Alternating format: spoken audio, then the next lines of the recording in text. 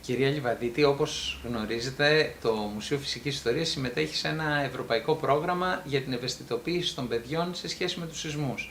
Θα ήθελα να μας πείτε εσείς, με τη μεγάλη εμπειρία που έχετε γύρω από το θέμα αυτό, λόγω της εμπλοκής της ελληνικής ομάδας διάσωσης σε πολλές φυσικές καταστροφές που συνδέονται με τους σεισμούς, ποια εμπειρία είχατε συγκεκριμένα για τα παιδιά σε σχέση με τους σεισμούς? Να απαντήσω στην πρώτη σας ερώτηση. Αυτό το οποίο είναι πάρα πολύ σημαντικό είναι να μεταφέρουμε με ένα είδος task, κάτι που κάνετε πάρα πολύ ωραία στο Μουσείο Φυσικής Ιστορίας, στα παιδιά τη γνώση και να γνωρίζουν ότι είναι κάτι το οποίο δεν μπορούν να το σταματήσουν.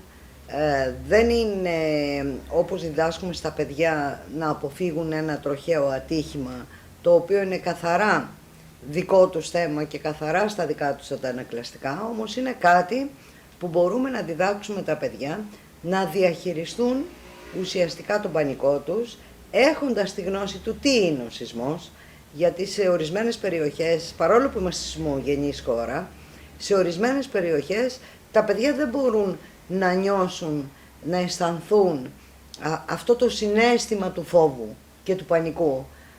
Είναι κάποιες λέξεις που χρησιμοποιούν πάρα πολύ στην εκπαίδευση οι Ιάπωνες και οι Κινέζοι, λόγω και της μεγάλης τους εμπειρίας.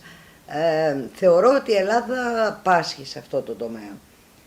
Δεν διδάσκεται, δεν προσπαθούν να μεταφέρουν γνώση στα παιδιά και είναι ένα τροτό μας σημείο και απέφχομαι να βρεθούν αυτά τα παιδιά μπροστά σε μια έστω και απλή σεισμική δόνηση. Πριν από λίγο καιρό είχαμε μια πολύ απλή σεισμική δόνηση, εκενώθηκαν σχολεία, επίσης δεν γνωρίζουν καθόλου στο πώς να εκενώνονται τα σχολεία, κάτι πάρα πολύ σημαντικό, γιατί πολύ απλά δεν το γνωρίζουν και οι ίδιοι εκπαιδευτικοί. Τα μέτρα ασφαλείας που θα πρέπει να πάρθουν ανάλογα με τη χωροταξική διάταξη ενός σχολείου και την παλαιότητα του κτηρίου είναι πράγματα πολύ ουσιαστικά.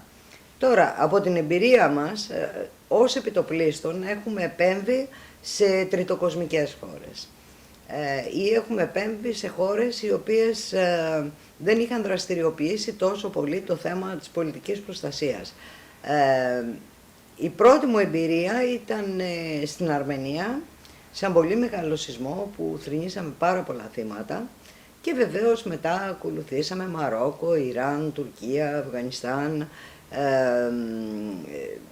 πρόσφατα στην Αϊτή, ξανά πρόσφατα στην Τουρκία, στο Πακιστάν, στο Μουζαφαραμπάντο που ήταν δυστυχώς αρκετά επώδυνο.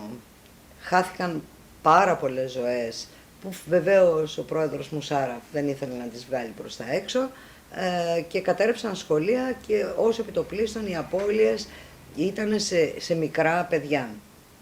Και βέβαια και νοσοκομεία, όπου αντιλαμβάνεστε ένα παιδί δεν έχει τόσο πολύ ανεπτυγμένο το αίσθημα του κινδύνου και αν δεν γνωρίζει και δεν έχει εκπαιδευτεί και το τι πρέπει να κάνει, είναι τα πράγματα πάρα πολύ δύσκολα. Άρα εκπαίδευση στο σχολείο του παιδιού και εκπαίδευση της οικογένειας. Η πολιτεία να έχει καταστρώσει ένα σχέδιο, ούτως ώστε να ξέρουν πού θα είναι το προσωρινό κατάλημα, ανάλογα με την περιοχή η οποία έχει πληγεί και βεβαίως από τα σχολεία η οικογένεια να μην τρομοκρατηθεί και ξέρετε χάνονται, διότι δεν λειτουργούν πολλά πράγματα, δεν λειτουργούν τα τηλέφωνα.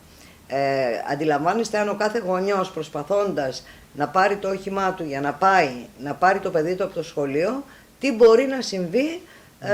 Υπάρχουν λοιπόν σχέδια τα οποία συγκεκριμένοι επιστήμονες, παίρνοντας και τις εμπειρίες πιθανόν από διασωστικές οργανώσεις οι οποίες έχουν φτάσει τις πρώτες χρυσές ώρες σε μια χώρα που έχει πληγεί από σεισμό, νομίζω ότι μπορεί να βγει ένα σχέδιο, το σχέδιο Ξενοκράτης καλώς υπάρχει, αλλά θα πρέπει να εμπλουτιστεί, θα πρέπει να τροποποιηθεί και ανάλογα και με τις καινούργιες τεχνικές που έχουν βγει. Έχουμε ένα σχέδιο Ξενοκράτης, ο οποίος μπήκανε κάποιες τροποποιήσεις πάρα πολύ μικρές μέχρι το 92 αν δεν κάνω λάθος, αλλά ισχύουν οι παλιότερες, οι οποίες είναι του 78-79. Μέσα από όλη αυτή την εμπειρία που είχατε σε σχέση με τους σεισμούς, έχετε δει ότι πραγματικά επηρεάζει τον ψυχικό κόσμο των παιδιών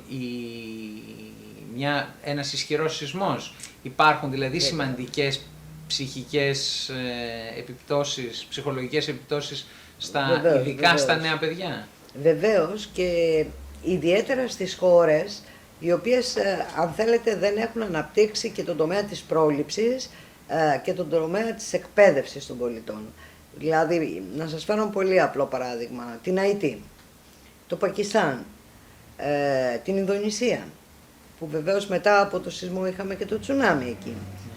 Παιδιά τα οποία οργανώσεις μεγάλες, διεθνείς οργανώσεις, πήγαν συγκεκριμένους ψυχολόγους, γιατί ξέρετε, δεν χρειάζεται να μιλάς τη γλώσσα του παιδιού. Υπάρχει εξολεκτική επικοινωνία. Ένας έμπειρος λοιπόν μπορεί να αντιληφθεί τον πανικό, το φόβο ή την επιλεκτική άρνηση της μνήμης του συγκεκριμένου βιώματος, την οποία την έχουν πολύ ανεπτυγμένη επίσης τα παιδιά. Παιδιά τα οποία δυσκολεύτηκαν να μιλήσουν αμέσως μετά τους σεισμούς. Παιδιά τα οποία, μιλάω και για θέματα καθαρά ψυχιατρικά και ψυχοσωματικά, φοβόντουσαν να πατήσουν και να περπατήσουν. Δηλαδή είναι χιλιάδες πράγματα τα οποία γνωρίζω πολύ καλά ότι έχουν γίνει έρευνες. Στην Ελλάδα δεν έχουν γίνει τέτοιες έρευνες. Υπάρχουν κάτι τελικά που θα μπορούσαμε να κάνουμε έτσι ώστε να βοηθήσουμε τα παιδιά κυρίως, ώστε να είναι καλύτερα προετοιμασμένα για να αντιμετωπίσουν το σεισμικό κίνδυνο? Εσείς τι θα προτείνατε? Εγώ θα πρότεινα ευαισθητοποίηση της πολιτείας σαν αρχή, ευαισθητοποίηση των εκπαιδευτικών και ευαισθητοποίηση της οικογένειας. Αλλά να ξέρετε ότι αν διδαχθεί το παιδί κάποια πράγματα, είναι ο καλύτερος δάσκαλος μέσα στην οικογένεια.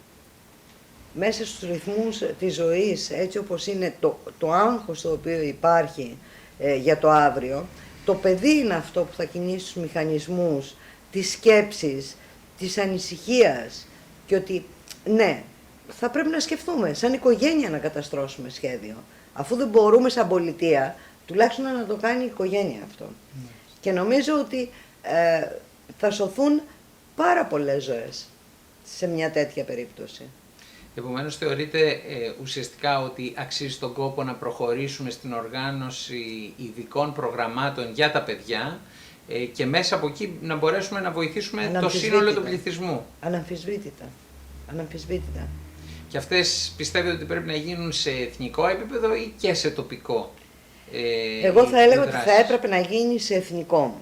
Αλλά πολύ φοβάμαι ότι το κράτος αυτή τη στιγμή έχει σε εισαγωγικά για αυτούς πολύ περισσότερα προβλήματα και δεν ξέρω αν τους ανησυχεί, τους ευαισθητοποιεί το αν θα συμβεί μια μεγάλη φυσική καταστροφή και εκεί χαθούν ανθρώπινες ψυχές και πως μάλλον παιδικές ψυχές στο μέλλον μας.